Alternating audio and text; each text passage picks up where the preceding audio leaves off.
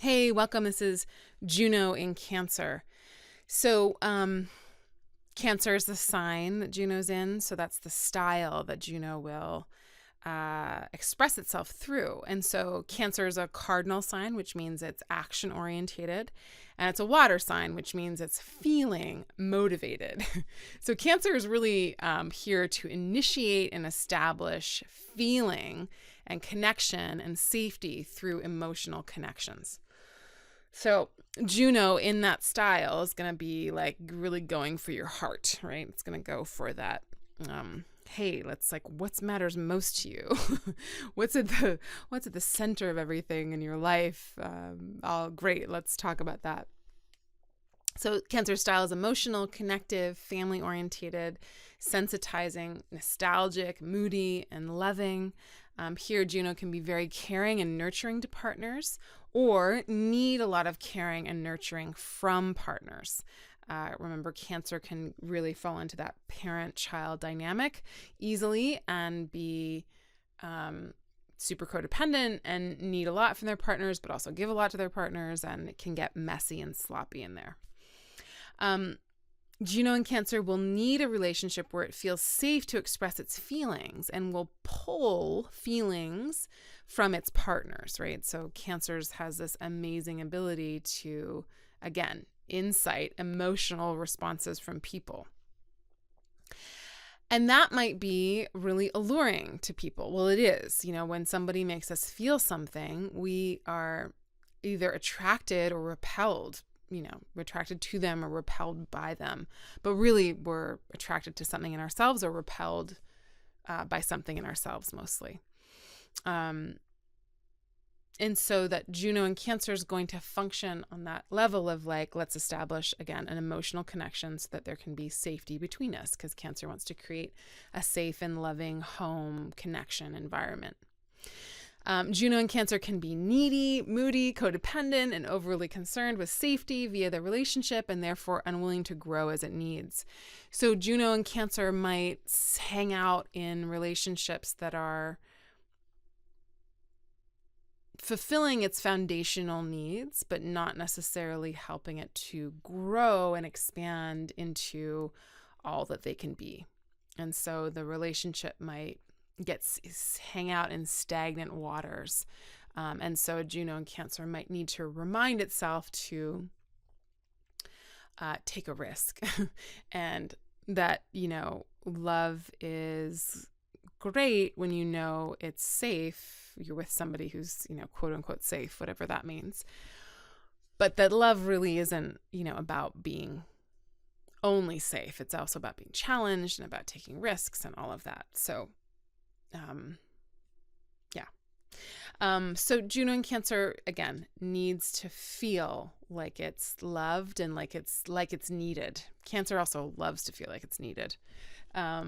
So that's a function of it as well. So you might end up with someone like that, or you might kind of be someone like that.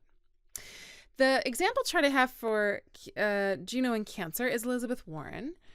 So Elizabeth Warren has Venus in Cancer, and then right next, and Venus is right on her midheaven, which in some ways, and you might find this, well, in some ways makes her really likable to the public.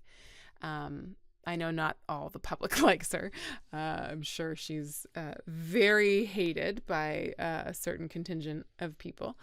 But she also has Juno right next to her Venus. So remember that Juno is kind of like a secondary Venus, or functions in some of the similar ways as Venus, or there's a correlation there. So if Juno and Venus are together in Cancer, then there's this impact, right? There's this emotional impact that she might have on people. She might be able to connect, because it's Venus, right, in relationships in a very raw emotional place, and have people kind of wake up through connecting with them again in a feeling kind of way. Now, we also know she's got Sun conjunct Uranus, so she's very, very could be very exciting and kind of electric and maybe even unpredictable to watch. And so there's, that theme is really strong in her chart. And she might, with this Venus Juno situation, what I know about researching her a little bit is that she's been married to someone for, gosh, I think 35 years, who is incredibly supportive and has always wanted her to be able to reach her highest potential. She actually used the word that, like, reach her highest goal or get to the highest mountain to be able to deliver the message, I think is what she said, that he said.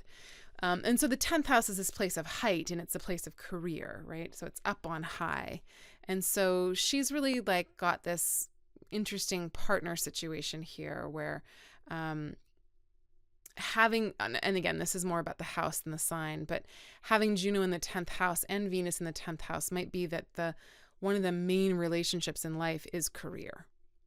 So again, that's a house thing, not a sign thing, but the style is that she cares. The style is that you can feel her. She wants you to feel what she's saying, and she wants you to feel like she feels you and cares in a nurturing, parental kind of way, where she's wanting to give to her career, give of herself to her career.